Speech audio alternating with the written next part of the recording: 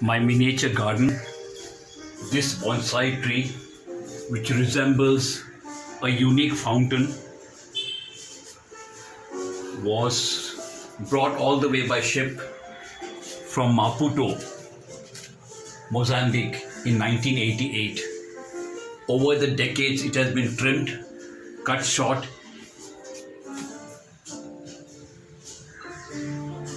and today it has gained this shape. See the unique shape. I given it support against my gallery window. Otherwise, it would have broken off and fallen. It would have got shade due to its own weight. Here it's taken support from the gallery window.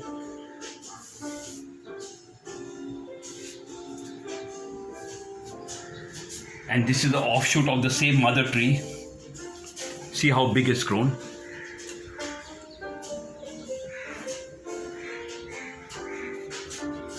Try this in your own house.